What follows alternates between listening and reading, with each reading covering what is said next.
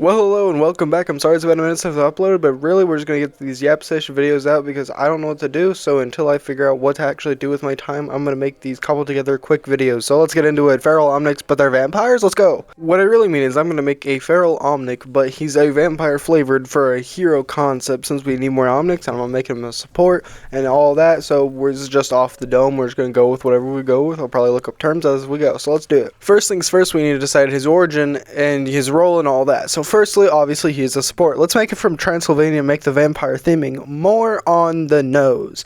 Now, give him an HP pool of 375. Now, why so high? Because we're going to steal straight from Paladins since High Res does not give a shit about Paladins anymore. We're just going to steal the hero design from Lilith and make 275 of his HP be blood, essentially, or a big portion of his HP is going to be blood canister that he uses to use his blood abilities. Starting with the little vampire boy's primary fire, we're going to be calling it hemorrhaging slashes or hemorrhaging claws, basically making him a melee support. I'm thinking like pretty fast, feral, just swiping across your screen like a crazy person. Think Wolverine from Marvel Rivals, but like, you know, more feral first person. And it's going to be like either lower damage, really high attack speed, or like pretty decent attack speed, moderate to low damage. I think that would just be cool. Make it another melee support, make it more actual melee rather than like the kind of ranged melee we have with Brigitte, because they'll also be slightly faster at 6 to maybe even 6.5 meters per second baseline movement speed instead of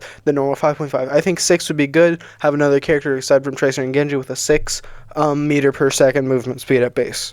For his first ability, we're going to be calling it something like infecting bite or black cell injection, just something to do with either cells, injections, whatnot. So essentially, what's going to happen is he will lunge forward, so it's like going to be like a Cassidy type roll distance, like go forward, and if he collides with an enemy at all, he will bite onto them, stunning both you as the biter and the bitee in a 1 to 3 second like kind of cutscene where if it is not interrupted at all, then it will basically corrupt a good 20% of their health bar to be blood to combo with his other abilities. And then if it does not last the whole duration, it would be anywhere from 5% to that 20% of their HP or whatever I just said. This combos into a secondary fire, which I'm going to be calling Blood Burst, or, you know, something like that. Something to do with blood and bursting, exploding. So basically, any infected enemies will then explode as he uses this ability, and they will basically create a AoE of damage around them that will deplete that HP he's corrupted in a burst and do the explosion damage, but also will heal allies if allies are near them, as sort of the corrupted blood immediately fixes itself due to nanites in the blood he is using to then heal his allies. Another ability I think could be really fun is called like Adrenaline Rush, where he'll basically activate the ability and be sort of like the stim pack that Soldier had before, where he had to pick between the stim pack or his healing canister. So instead, this guy, he'll choose between giving himself an adrenaline rush and giving an ally an adrenaline rush. Now, what happens with adrenaline rush? God, try to say that 3 times fast. Adrenaline rush, blah, blah, blah, blah. I can't say it because I'm trying to talk fast. So, anyway, when you use it on somebody, either yourself or an ally, you will gain attack speed and you will gain healing over time the entire duration.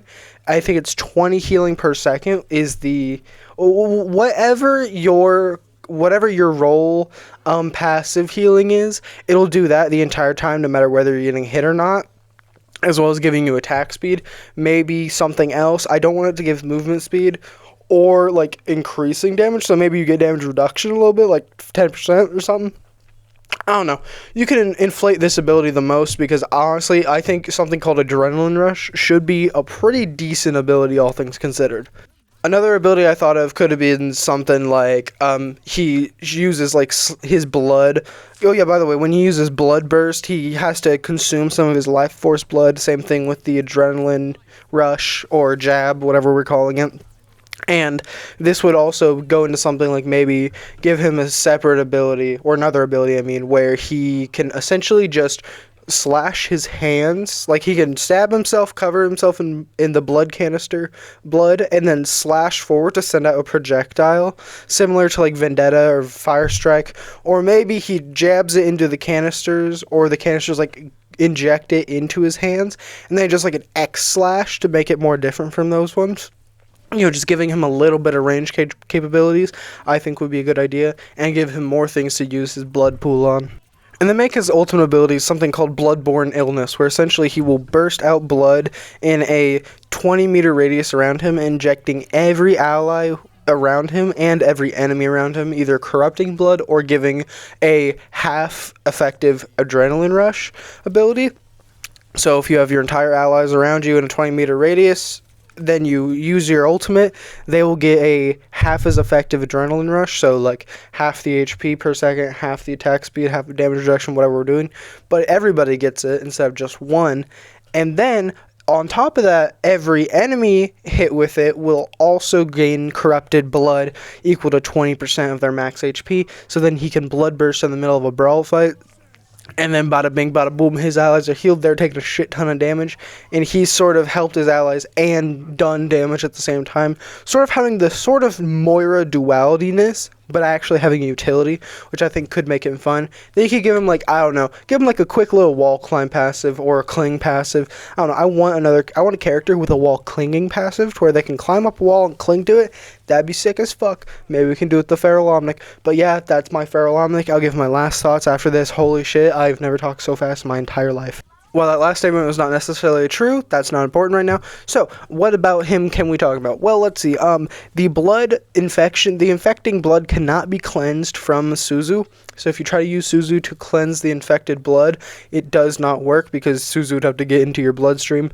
No, Kiriko, you can't stop me. However, it can, as soon as it basically acts like armor or shields where it'll go first. So like it'll be your armor, shields, whatever the order is, and then the corrupted blood, and then the normal health. So once you take out the corrupted blood and then you get healed up, it's no longer there. So that is a way, it is to literally kind of feed but not die in a way. So then you can get rid of it before he bursts the blood from inside of you. And other things I can talk about, really, it's just a balancing of his utility, because I always like to give supports and even DPS and tanks a lot of utility, or at least one or two abilities of utility, because I think every role should have at least like 2 or 3 characters that give utility of some sort. Like what? DPS, I like how Symmetra, at one point, when she was a support, I wish she carried over giving shields to her allies, either just through Shield Generator Ultimate or another ability. I liked the support Sombra, but I would prefer her to just stay DPS with support qualities. That's something I do like about Marvel Rivals, except they don't do it very well when it comes to DPS being supports and DPS being tanks, except with Mr. Fantastic, but that's not important right now. I really like that. They should do that more. Like Zarya, perfect. I feel like I feel like if Zarya had like a thing where she gives you she gives you healing while you're in the bubble, I think that's a great perk. And if that was ever a perk, I can't remember. I think it was speeding up your natural regeneration, which is pretty good. But honestly, I just want more things base kit, not even just perks, just base kit. So that way it never changes, because it's really cool and really awesome. All right, I'm done rambling. I'll see you all in the next one. Bye bye.